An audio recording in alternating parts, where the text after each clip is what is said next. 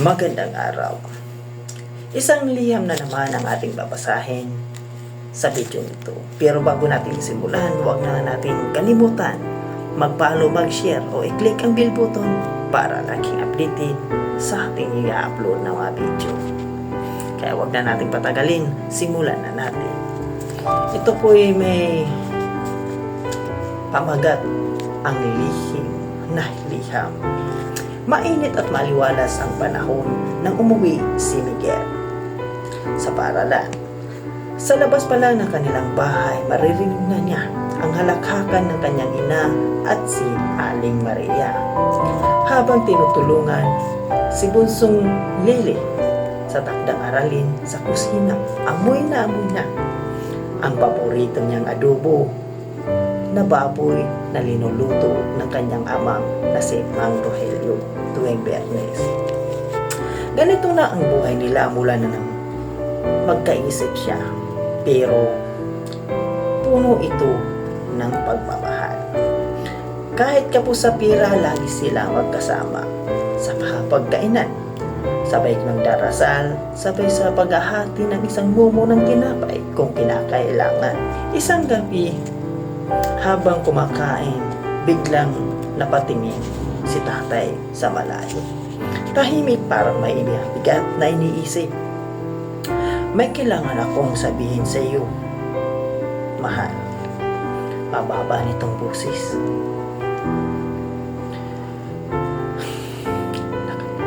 Nakatingin si nanay sa kanya. May kaba sa mata. Aalis ako, mahal.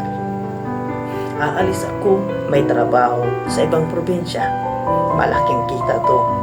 Makakabayad tayo sa utang at makakapag-aral si Miguel at si Lily.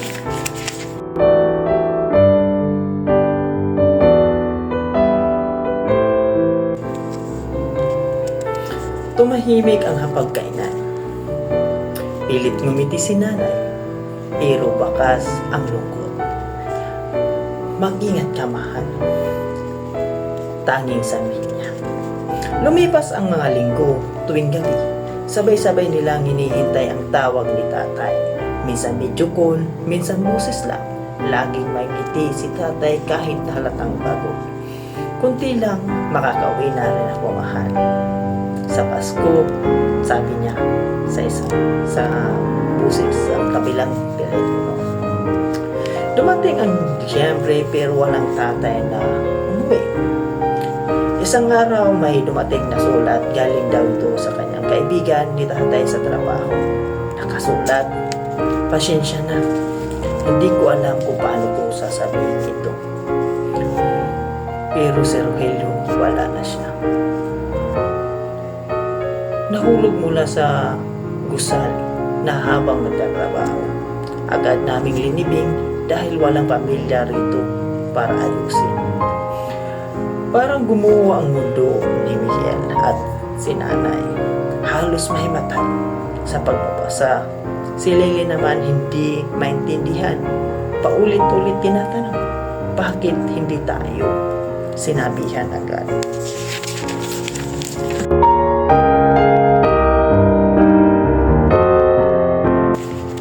Lumipas ang taon. Natutunan nilang mabuhay kahit wala si tatay.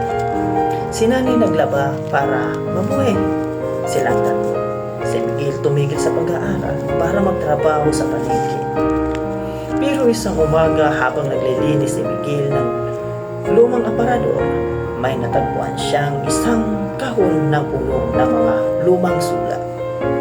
Nakalagay para kay Maria at sa mga anak ko. Nanginginig ang kamay niya habang binubuksan ito. Unang sulat, para kay Maria. Maria, patawarin mo ako. Hindi ako nagtatrabaho sa probensya. Napasok ako sa isang maling grupo. May mga taong humahagulpul ako sa akin dahil sa utang ko. Ginawa ko ito para ilayo kayo sa gulo. Kapag hindi na ako bumalik, ibig sabihin, naunahan na nila ako. Sana maalala nyo lang yung mga mabubuting alaala natin. Sunod na sulat. Mga anak, Miguel Lele, alam kong galit kayo sa akin. Pero tandaan nyo, mahal na mahal ko kayo.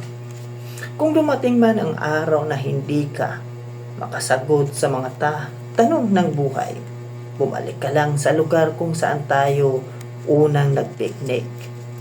Mainiwan ako para sa'yo. Nang mabasa ito ni Miguel, agad siyang nagtungo sa lumang ilog kung saan sila madalas magpiknik. Sa ilalim ng puno ng mangga may nakabaong kahon. Binuksan niya ito. Nandoon ang lumang relo ni tatay, litrato nilang pamilya at isang sobre na may pera at huling sulat. Kung nabasa mo ito, anak, ibig sabihin matagal na akong wala. Pero tandaan mo, hindi ko kayo iniwan dahil hindi ko kayo mahal. Iniwan ko kayo para masiguraduhin ligtas kayo kahit kapalit ko ang buhay. Miguel ay napaupo sa damuhan. Yakap-yakap ang kahon habang humahagulgol. Sa araw na iyon, naintindihan niya, hindi lahat ng pagkawala ay dahil sa pag-abandona. Minsan iyon ay pinakamasakit na sakripisyo. Itong mensaheng ito, itong sulat na ito, ay naglalarawan ng isang pamilya. Pamilya nagmamahalan na sinubok ng pagkakataon. Hindi habang buhay ang pamilya mo ang kasama mo. Kaya mahalin mo sila habang nandyan pa sila. Dahil minsan wala ka nang magkakataon. Sabihin sa kanila na mahal mo sila. Hanggang dito na lang ang ating istorya ng buhay. Kaya iulit kong sabihin, huwag kalimutang mag-share, mag-follow o mag-like ang ating video. At i-click ang bell button para laging updated sa bago nating mga video. Kaya hanggang dito na lang. Maraming salamat. Paalam.